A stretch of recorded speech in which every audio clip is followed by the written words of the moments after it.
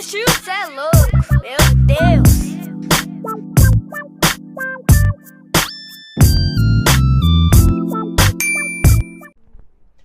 Hello, welcome to Mindset Manifesto. I am Kara, aka Karadime. I just changed my username. Sorry if you hear some noise. I do live next to a busy street, but overall, welcome. This is also a video podcast if you are listening, and if you're watching, welcome. And if this is your first time, welcome. This podcast is really just for wanderers craving wisdom and inner peace, healing, and I guess profound perspectives on different things. And so, if you are returning, thank you for tuning in again. I really appreciate you. But overall, I know this is supposed to be the second part of the, what's it called? Spiritual psychosis. So this will be the second part. Again, I always have notes. I do try to come prepared and also try to be as non-biased as possible. So if you did not listen to the first spiritual psychosis episode, please go listen. It is very informative and it kind of sets the tone for this episode. So this episode will be about the impact of New Age spirituality and just New Age spirituality overall and how it has impacted spiritual psychosis. So, okay. The historical roots, that it definitely started during like the hippie era and obviously we were going to war, like the Vietnam War. People were really looking for something to believe in. And this was in the late 19th century and early 20th centuries as well. So even before that. And there has always been some mystical practices throughout human history or pagan practices, however you want to see it. There's always been some sort of spiritual element to religion, especially in earlier years. So I feel like it's kind of like a revisitation of those things and like a modern version of some of those spiritual practices, me personally. So this would be let me see where the first, so it says that it was heavily influenced by the Theosophical Society, founded in 1875 by Helena Blavatsky. Do you know, or Helena, sorry.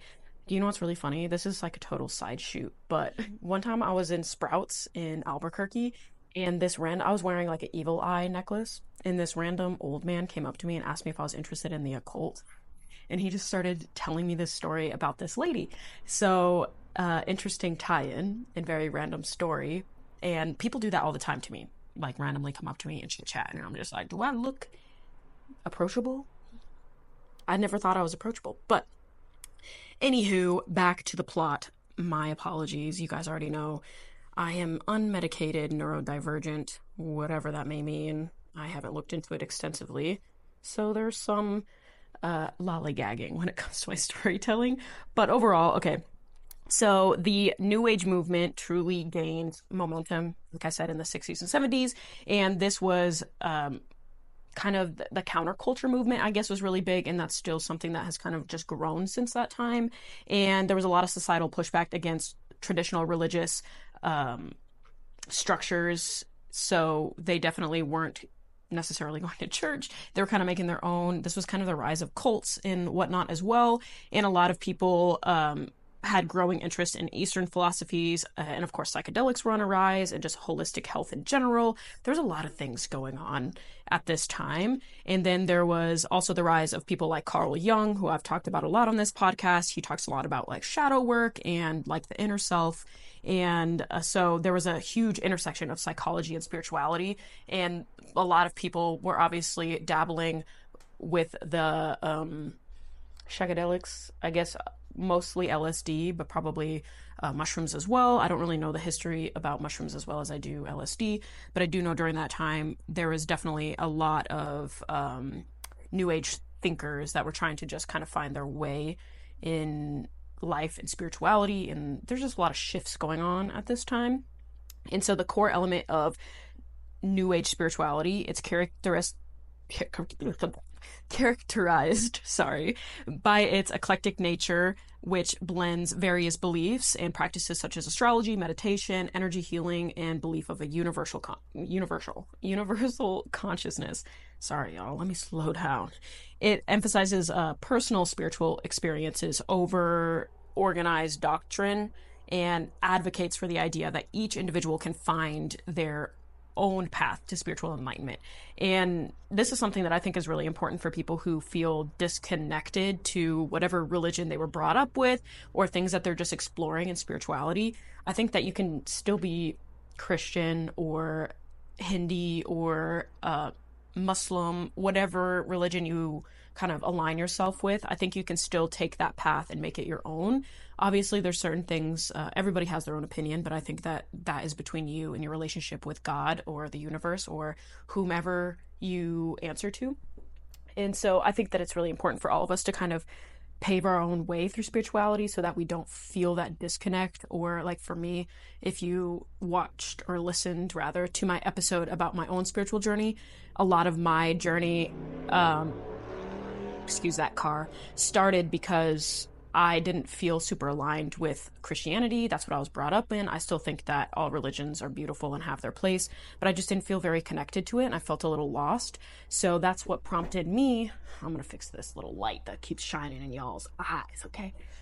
So that's what prompted me to kind of explore other avenues, or to create my own avenue, rather. So I think that is something that's really important when it comes to these new age topics, that I think it's cool to be able to kind of make it your own and pave your own path. But I think that also opens the door for a lot of confusion, or like we're running into spiritual psychosis when there's nobody to answer to in terms of the people who are doing it with you. So a lot of confusion and disconnect can come from that, paving your own path, just like kind of getting lost in the forest. They kind of get lost in their own mind and thoughts a little bit. And so, although that's really appealing about New Age spirituality, or just like spirituality in general, it can be a little dangerous for people who aren't very, I don't want to say, I guess, level-headed when it comes to that kind of thing. And sometimes you have to find that even footing, but nonetheless, it can be very dangerous. So, of course, like I said, there's appeal in the modern world because of this reason. And I think, like I said, the individualism and the personal experiences, you can really make it your own. And I think there's also a rise of like holistic well-being. Not a rise. It's been around for thousands of years, you guys, okay? But it is closely linked. A lot of spiritual movements are closely linked to your physical health as well, at least in Eastern religions. So like Ayurveda, and like Buddhism, as well as other practices that would be considered Eastern practices, they really have a strong foundation in physical, mental, spiritual health. So that would be called holistic health. And I think that there's a lot of confusion about what holistic health is, because it's thrown around so much now.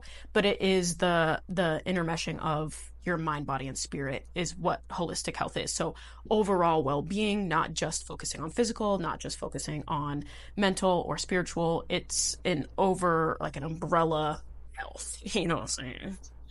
That's like what I can say in layman's terms. But I think there is also a huge draw. This is what we see with cults a lot of times, with community and connection. People who also might feel ostracized or outcasted by the religion they were brought up with, especially those who are LGBTQ plus, and those who are just not feeling very aligned. It doesn't even have to be that you're a minority group. It could just be that you're not feeling super connected to the group that you call home, or called home, or, you know what I mean. Yeah, I'm not going to explain it. Y'all are adults. You're fine.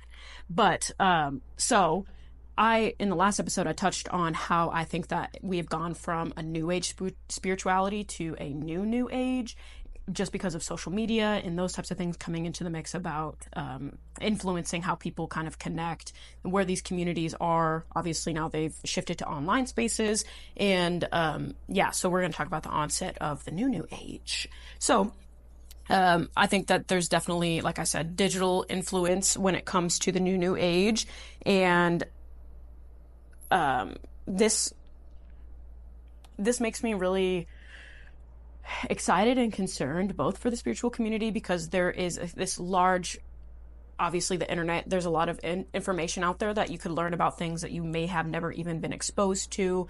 Like 100 years ago, you would never have access to this type of information, which is really awesome to me because I love to learn about other people's practices and other groups' practices and things that have transformed throughout history. I think that's really interesting, and it's nice to be able to see like these people have doing these things for years and years. And it's also dangerous because there's a lot of misinformation on the internet just as much as there is good information or solid non-biased information. So a lot of people really get wrapped into these super strict doctrines, like they are still indoctrinated by someone else. Or in every single cult documentary that I've ever watched, they really prey on people who are looking for community or looking for answers. And so yes, it makes a lot of good things more readily available, but it also makes a lot of dangerous things or just touchy things more available as well. And also this obviously opens us up to things like cultural appropriation, which I'll touch on in a second. So this, there's also something that I coined as just blurring of boundaries. So this can be a broader integration of spiritual practices from various traditions, which often blurs the lines between them, not really knowing where they stem from, and they don't really have a place to call home anymore. And in terms of a practice. So this would be things like crystal healing, tarot, astrology, breath work, and sound baths are the more mainstream examples, but they're also combined in unique. God, I hate Las Vegas, you guys. It's so loud. But hate is a strong word. I do not belong in Las Vegas, I should say. But so those things are more mainstream ideas of practices that could be a little misplaced now or have lost a little bit of their roots. And of course, this is easily marketed because everybody can kind of join in on these kind of things, or like wellness retreats have become a thing. And like I said, this has made it more accessible, but also has raised concerns about the commodification of sacred practices as well. Like this comes with commercialization of, and that's where that appropriation comes in, as and just that mix. There's a lot of problems that can come from this availability, and just people who, I don't even think it's from malice or a place of like even realizing what they're doing. I think there's just a lot of people who get access to the information, get really excited about it, and don't even really know it. Like they try to teach it to someone else because they're really excited, and they're not very educated on it because the internet made them feel like they were educated on it. And so it can just be a really touchy path. And I talked about earlier in the last episode how there is a very fine line between spiritual psychosis and just like paving your path and finding your spiritual practice. There is a little trial and error, but one obviously is more detrimental to your health than the other. I talk all about what spiritual psychosis is in the last episode, so I'm not going to bore you with the details. And like I mentioned, there's a lot of lack of cultural sensitivity when it comes to this new age. And I think that it's important to remember the origins of spiritual practices, because there's a lot of wisdom that they obviously have learned from doing these things for thousands and thousands of years. So, and I just think that the digital age just leaves a lot more room for these spiritual practices to be divorced from those origins.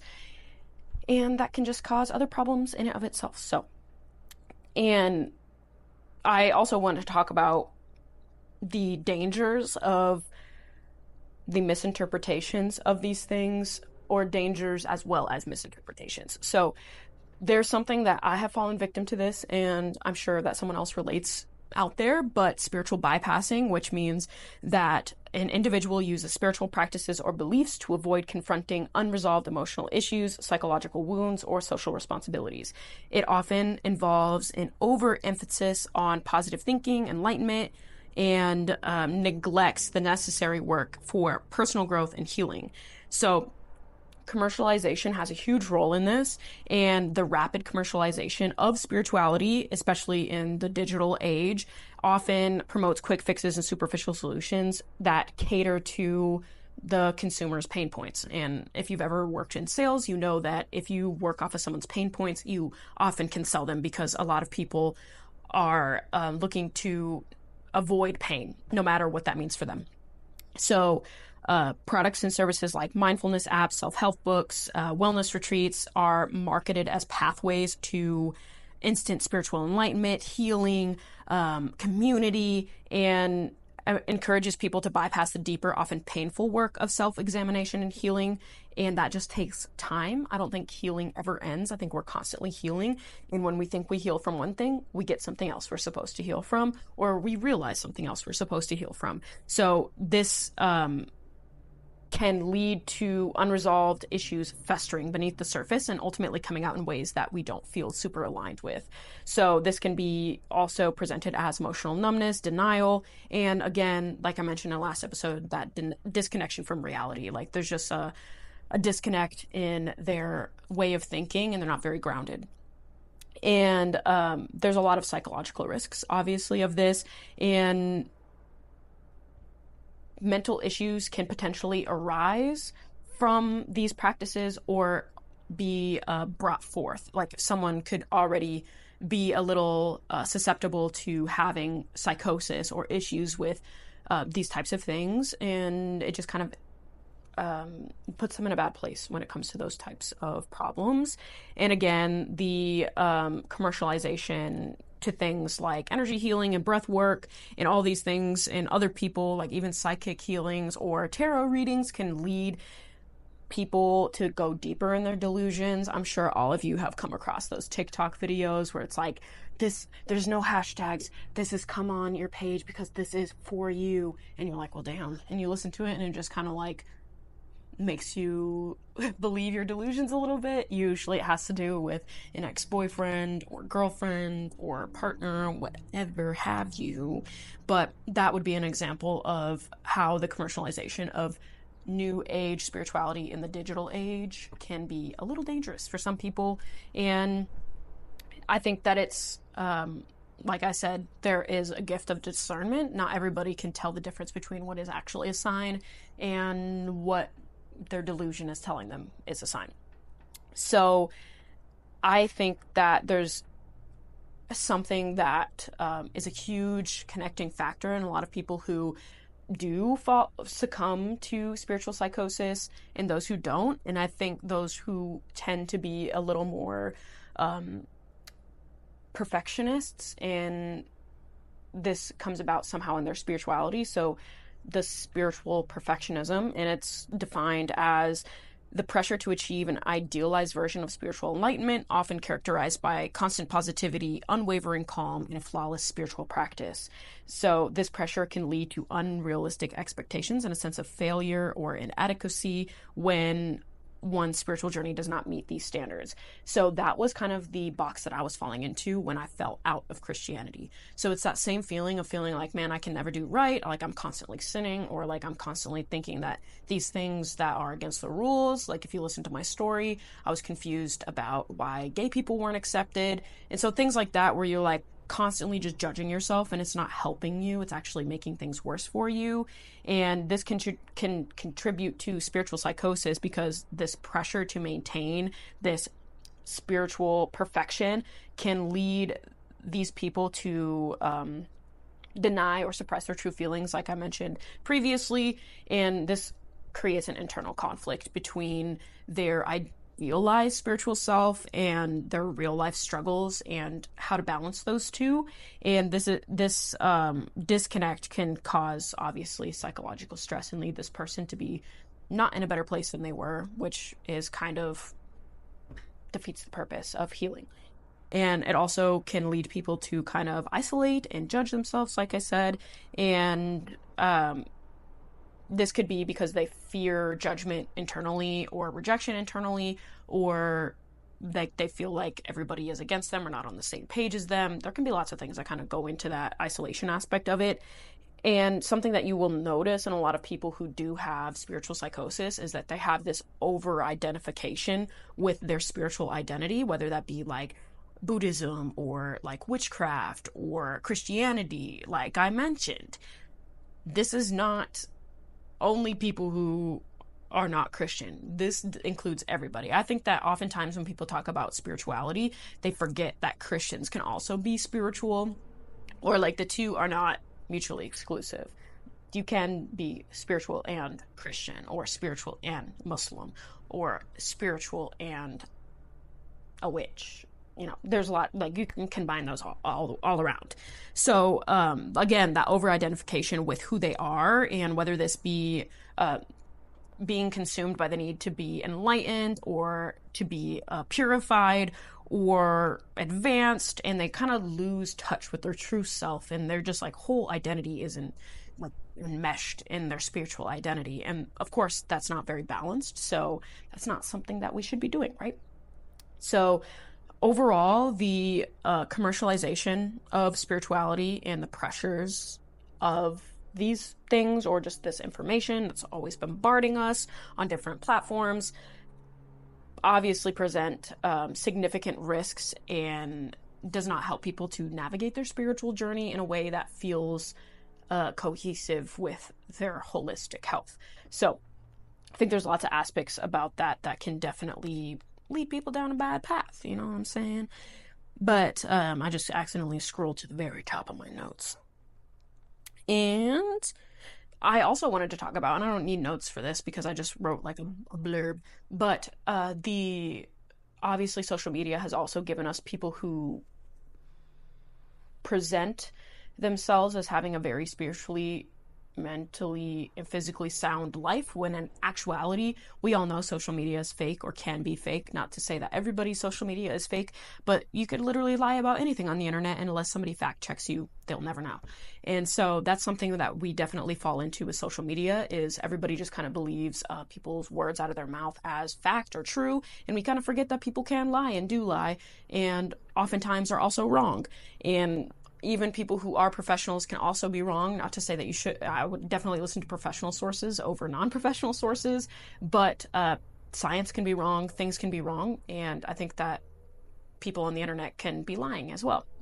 So always keep that in mind when you come into this aspect of spirituality and combining that with social media and just the internet in general. People can lie. So don't compare yourself to what people are doing or the practices that people do. Do your own research and make sure that you feel really aligned with the things that you're practicing. And don't do something just because like someone on the internet told you to do, or like if you really feel called to try it, please try it. But don't put yourself in a position you don't need to be in if you don't need to.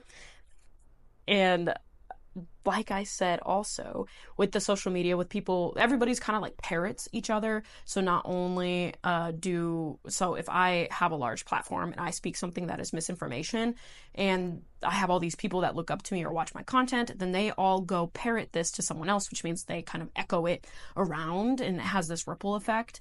And that can definitely put a lot of people in a bad place. And so, like I said, do your research, but just also make sure that you're not just repeating things. And a lot of things are also just perspective. So you don't have to believe the same things that someone else believes. You can have your own, like I said, spiritual discernment and decide if a practice is for you or not for you, or if someone is the type of mentor that you should be looking up to or not. And I didn't sign up to be a mentor, so please do not think that I'm anybody's mentor, but people can be wrong, and people's practices don't have to resonate with you. There's this girl that posts, I don't want to like call her out, but there's this woman who posts, I'm not going to say the username, and she talks a lot about, she's a witch, but she also talks a lot about cortisol and psychological stress on the body. And she'll mention a lot of things that are really helpful for like, hey, if you're stuck in fight or flight, you might notice these things. Makes a lot of sense. But then there's other things where she talks about like positions you sleep in, or other things that are just a little bit more nuanced than just being like in a state of fight or flight. Like maybe I just feel like that position is the most comfortable to sleep in, and that can also cause people to overthink their situation. But again, she's selling a service. So if there's all these things that people can relate to, they're obviously going to buy her service. And even if it doesn't necessarily just relate to the state of fight or flight, it makes people connect to you. You get what I'm saying? She's just saying it, even though it can be a sign of fight or flight. It's not necessarily the only sign, or like just because you're sleeping in this position doesn't mean that you need to buy her $500 course. I don't know if that's actually the price. And if you guys know who I'm talking about, I still follow her. I still love her content. But again, that discernment, I choose which things that I feel like are helpful to me, and I do research on the things that I have questions about. So that would be a prime example of how you would kind of navigate that. And I also wanted to talk about, because of all of this, some of you might be feeling like you're a little called out. I definitely, when I was researching this, I felt a little called out by a couple parts. So I just wanted to give you guys some practices that you can try to make sure that you are staying grounded in reality and also maintaining your mental health while you're on this journey. So again, number one, set realistic expectations and understand that spiritual growth is a lifelong journey. It's never ending. Healing is never ending. And there's a lot of ups and downs rather than just a path straight through. So there is no one path to enlightenment either. And that can mean something different for everybody. So don't think that your enlightenment is going to look the same as my enlightenment or the next person's. Everybody's journey is different. And that's the beauty of life, is that we don't all have to experience the same things to come to the same conclusion or morality. Not morality, that's not the word that I wanted to use. We're not all going to come to the same end point or have the same definition of what that end point is.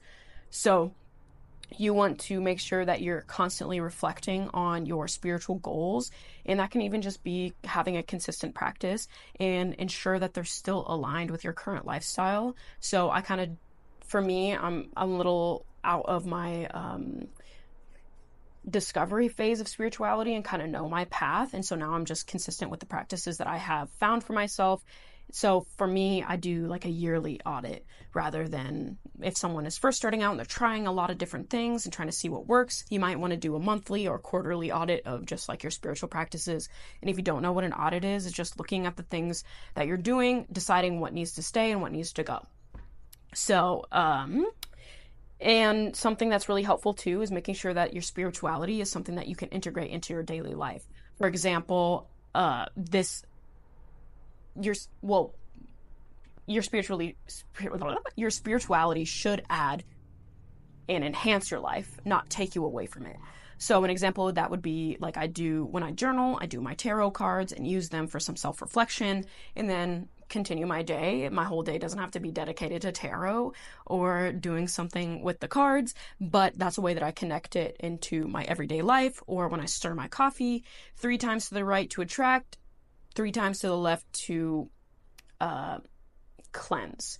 So there's different things like that I integrate into my everyday life. And that could be, I'm not going to give too many examples, but do your own research. It could be anything along those lines, but something that you feel like connects you to your life. Simple things that you could try would be breath work, gratitude journaling, and spending time in nature could all be a part of your spiritual practice. And those things will expand as you start to expand in your practice as well. Another thing, number 2, is to stay connected to your body. I do this through exercise and yoga and meditation, breath work. You could find what that means for you, but you also want to make sure that you are doing things that make your mental health better, and physical exercise is proven to make your mental health better. So that's why I choose it that way.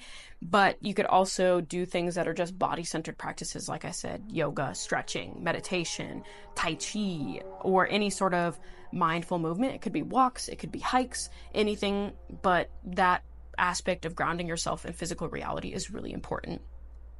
So number 4. I think I skipped a number. I don't know. Next one is to cultivate self-awareness and emotional honesty. If you are not honest with yourself, no one else is going to be honest with you, and you can't expect much out of life if you're not just going to be honest and own up to the things, have accountability for yourself, and move forward. If you don't have accountability for something, you can't move forward because you're going to repeat it again and again and again. I've been there. I feel like a lot of us have been there. But you want to develop that self-awareness, and this could come from journaling, it could come from just reflecting every evening, whatever it is, and then you need to be honest about your emotional and psychological state. that can mean something different for everybody, so I'm not going to delve into it too much, but acknowledge and process difficult emotions rather than bypassing them. This is really important. And that could be journaling. You could get a therapist. I used, there's a couple of them out now. Can't remember the name of it. I know Alma is one, BetterHelp, and those both would connect you with an online therapist in your area that is certified to work in your state. I'm not sponsored by them. I have used BetterHelp in the past, and there's trial and error when it comes to any therapist, but they do set you up with your preferences. If you have a gender preference or a religious preference or anything along those lines, they will assign you to someone that checks those boxes for you, and you can choose your person, and you can try someone new too if it doesn't work. Again, I'm not sponsored by them, but they were really helpful for me when I needed quick access to mental health help. So please do with that what you will. But again, when it comes to your spiritual practice, some things that could help you avoid spiritual psychosis is having a community to share your experiences with, to kind of keep you grounded in that reality, or a mentor if you don't have access to a spiritual community. Those would both be awesome. And a mentor or a spiritual teacher. And understand when and if you need to seek professional help, because you're noticing that the things that you have going on, religion cannot heal. And there's a lot of things, most things are like that. You have to do it yourself. You have to do the work. You can't just wish it away or pray it away. You do have to do the work, no matter what you believe in or who you believe in. That is something that comes with it, and that's just a part of life. So I'm going to give a few tips also on how to kind of find that balance that I kept mentioning. And I keep saying, you need to find balance. You need to find balance. Well, I'm going to tell you how now. So obviously with your holistic health, balancing your spirituality with other aspects of life is really important. So you just want to avoid extremes in that case. So avoid focusing exclusively on your spiritual practice, and just make sure that you don't neglect other areas like your career, your physical health, your personal relationships, and like I said, just strike that balance. And it could be something different for everyone. But if you're noticing you're neglecting certain areas and giving too much time or energy to other areas, again, just kind of audit yourself and figure out what you need to change. Then when it comes to relationships, if this is something where finding balance, I think usually spirituality doesn't always come into in the way of these things, but they can, depending if you have a church you go to or you do a lot of extracurriculars with the group that you meet with, or whatever. And so just make sure that you set aside dedicated time to the people in your life, whether that be a partner or friends or family, whatever that means to you. Just make sure you set aside time for those things as well. Like every Wednesday, my dad calls me, and I try to call my mom every Sunday or Monday. So that reminds me, I gotta call her. But those types of things, and it does help you in your mental health a lot. Even I've talked about my relationship with my parents. I'm not gonna mention it on here. We're not gonna get into that, girl. We don't have that much time. But again, also self-care is something that you have to keep a good balance with. And for me, that's every Sunday. So doing a little bit of a face mask, taking a bath, making sure I cleanse myself internally and externally. I do that with smoking or incense or a bath, whatever it can mean for you. I do make sure that I take care of myself. I make sure that I feel good, and I'm not neglecting things that would be aligned with modern world. Like, please put down the crystal deodorant. Please put down the deodorant that does not work. I fell into this trap. Use regular deodorant. I promise you're still going to be just as spiritual. It's not going to calcify your pineal gland. Use deodorant. But self-care is very important. Again,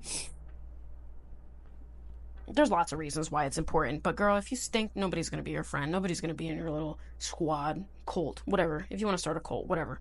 Just don't recruit me, because I feel like I would accidentally fall into that. But self-care is important, jokes aside. Okay. I think that I could give a couple strategies. You know what? I'll end with giving a couple strategies to integrate spirituality into your daily life. I know I talked about this earlier, but I'll get into it a little bit deeper. So start small is the biggest tip. Again, it could be something as simple as coffee, tarot with your journaling, or just journaling, or just meditation, but start simple. And if every day is too much, try every Sunday or try twice a week. It doesn't have to be every single day. You could start it slowly and add to it as you start to feel comfortable. And my best tip is to stack it with something that you already do. So maybe you say affirmations while you brush your teeth, or maybe you write down 3 things you're grateful for while your coffee is brewing. It doesn't matter. It can be something simple, but that does help you get started and create a routine with it. So creating a routine is going to help you with many aspects of life, but especially when you're trying to integrate something new, make it as routine as possible. I put my cards somewhere where I can see them. They're right over here, and I make sure that I use it as frequently as possible, like I did them this morning. And overall, just making sure that you have mindfulness somewhere in your practice. And this is important for every religion, no matter what you are. And this is also very important for that self-reflection aspect of this whole journey. So you want to make sure that you're doing things with just your mind sometimes, like just going for a walk without music, or doing the dishes without a podcast, or anything along those lines. Just spending some time with yourself and being really aware of what you're doing, how your body feels. And this could be a mindfulness practice like yoga or meditation, or it could be as simple as walking. There's lots of different types of meditation.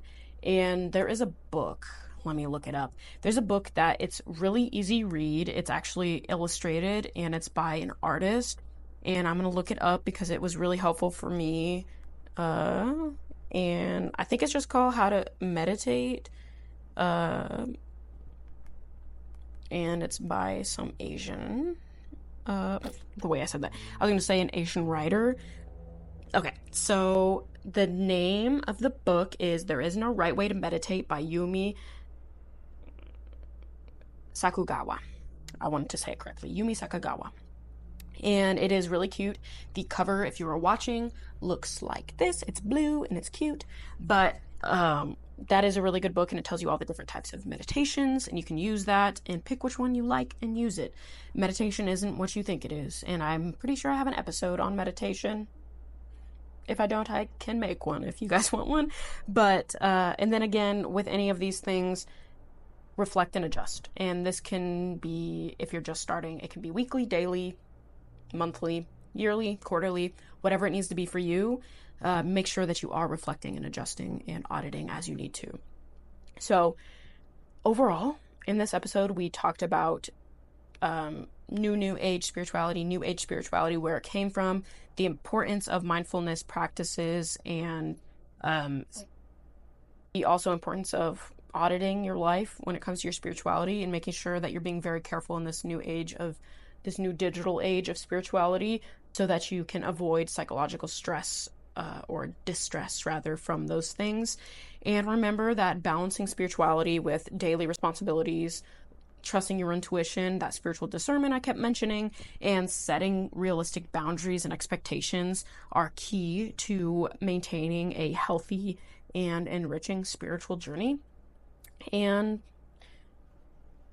yeah, you just got to be careful, y'all. There's a lot of information out there. There's a lot of people who are crazy.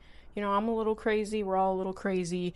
But overall, just be safe out there and make sure that you are reflecting on yourself a little bit, so that you don't end up in a situation that you don't want to be in, or just get too far down the road.